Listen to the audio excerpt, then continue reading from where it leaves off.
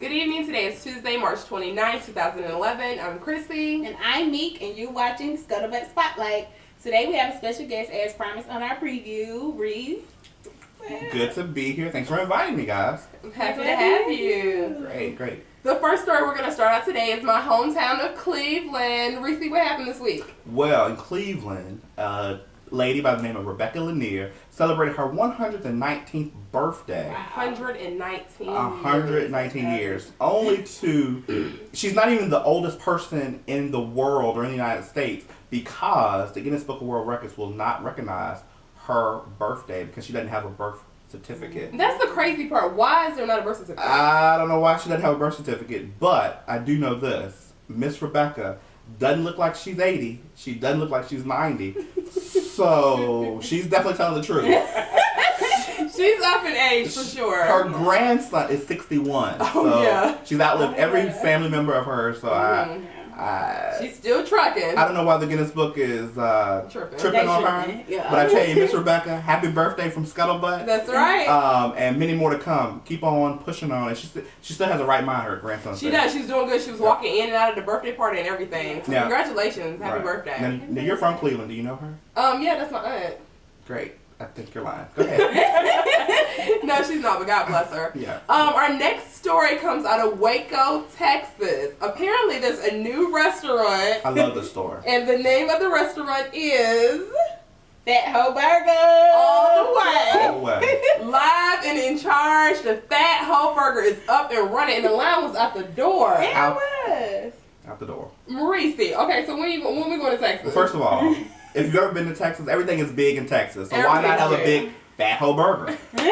So, and looking at the story, I did find out that she has a great menu. She has Super Fly Burger. She has a Super Duper Fly Burger. Fat Chicken Ho. A Fat Chicken Ho. A Sloppy Ho Brisket. I want the Skinny Ho personally, but it's not on the menu, so but, we'll have to request that. She has a Tasty Ho, and guess what, viewers? She has a dollar menu. So those who are in Waco, Texas, if this video gets to Waco, Texas, yes, please email us at Scuttlebutt or tag this and let us know how her burgers really are. And tell us what's on that dollar menu too. And what's her name again, the owner? She is Laquita Evans. Did she have a degree? She is a college educated young woman. She's only 23 years old, so kudos to Miss Evans. And they said she worked her way through college. She owns the restaurant. Right, she's already an entrepreneur at 23, and she does good. And it's taken off. And the locals in Waco said that it's definitely a good restaurant. And if you guys are a news follower like I am, you'll know that Waco, Texas was the home of that standoff many years ago. Just a little tidbit of information. Anyway. Moving on to our shows of the week. Let's start out with Army Wives. We're going to start with last week's Army Wives because we're a week behind because we're taping for 2 weeks worth of some shows. Yeah. But last week, first of all, Joan, as always, upset me. Because she had rolling hopes up high about having another baby and all that good stuff just to slap it down. She just upset me. I don't get her. Like, she goes back and forth all the time. Like, she'll say, I'm retiring, then they'll offer her a job, and she's like, oh, I'm taking the job. I don't think that's right. But, I mean, hey. I thought it was family first, but I guess in the Army, it's what? Army first? I don't know, but I think family should be first regardless. But she just takes it to a different level. Yeah, she loved that. I was very upset. Skipping parts really quick. Sarah, I'm sorry. I was going to say, it's God, your country, and then your family.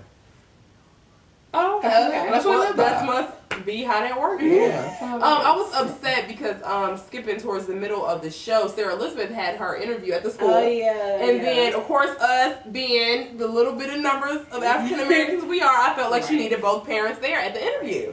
And she did not. Roland was there. Thank God she got in. Yeah. But good Lord, that's a doctor. But I just felt like her mom should have been there. Yeah. And then she promised, and then, she didn't show up as usual. Yeah. I don't want her to have no more babies. Don't have no more babies, John. That's from me. She gonna disappear. Okay, so TJ was still in. Oh my gosh, he was acting a nut. And I don't even like the new TJ. He just is bad as that new Brittany on the game. Right. I think he's just acting out because his dad's not there. Because I can't think of any other reason. I mean, I know that Roxy had her ex come by or whatever for that night. But even before then, he had a little attitude and a little rebellion going on. So I can't really say if that's the reason. But, I think it's more of his dad not being there kind of thing. Yeah, I think he needs his butt whooped. That's what he needs. Well. Anywho, moving on to this week's of Army Wives. Oh my God. It was so emotional. And you know what? I did good when, well, first of all, I was confused the first 10 minutes since I actually saw what happened. I did good when Michael told Frank that what happened with Jeremy. But when they went and told Denise, I was no good. I was done. I was so done. Right. And the whole episode was so sad. And for those of you who don't watch or maybe have not seen the episode yet, Jeremy unfortunately did pass away. I don't watch, so can you tell me what happened to Jeremy? He was in the line of duty. They were fighting. Oh, okay. Yeah, And he was killed in action. he got shot really bad. It was So very graphic. let me ask you this: are they in Iraq or Afghanistan, or Where are they at? I don't know. is it really a real depiction? Afghanistan. Okay. Oh, so that is a real depiction. Okay.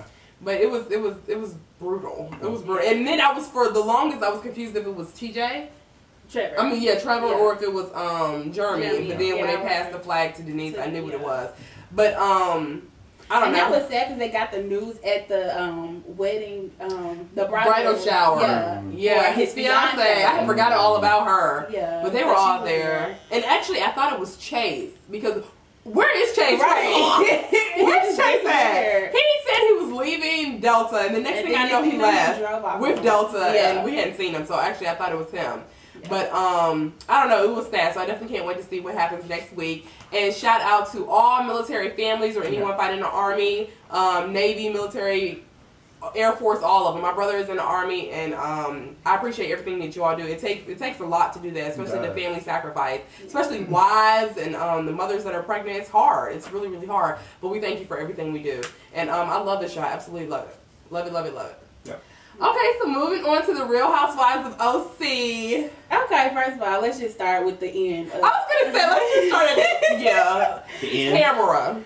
In the tub scene. Yeah. Reese. Well, now I know you saw this episode. I did see this episode of the Real Housewives of OC, and I will say that Tamara, if you market yourself as someone that's a little loose, and I mean loose by saying you're gonna do a soft video, a soft porno video with your boyfriend, you just gotta be very prepared for the repercussions afterwards. Yeah. I saw her on another show, and she didn't know the camera was gonna. She was didn't know the camera was gonna tape it or this, that, and the other. She said she regret doing it. She was tipsy and she knew the cameras was there, but she didn't think about it. And yeah. Anytime there's a camera in your face, and I will give this to all ladies, if there's a camera in your face, make sure you're sober enough to say no, cut, or whatever. Because that footage is gonna be used. The footage is it's gonna be used.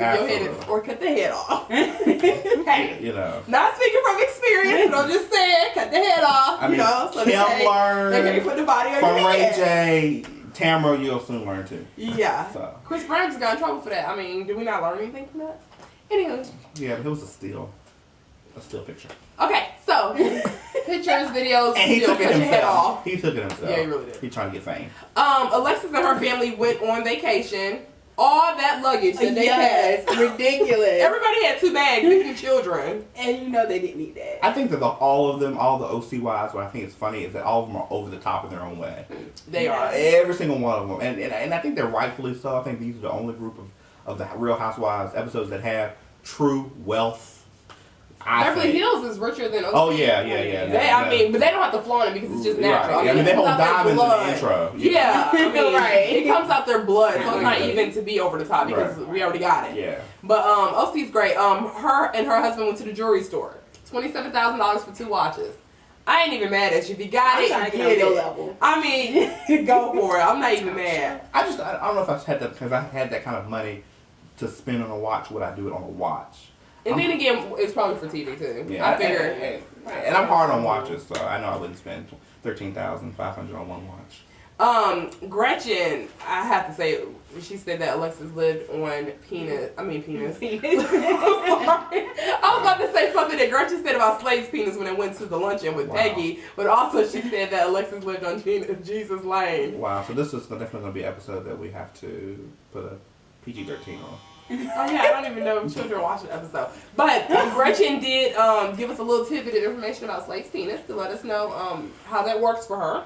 And also, Alexis and Peggy being competitive. Yeah. They're competitive. I don't care what they say. They're competitive. Yeah, they are. Everything Peggy said, Alexis had something to say. Yeah, and opposite. Like, I wouldn't say it's just Alexis' fault. I think Peggy is the same way. Yeah.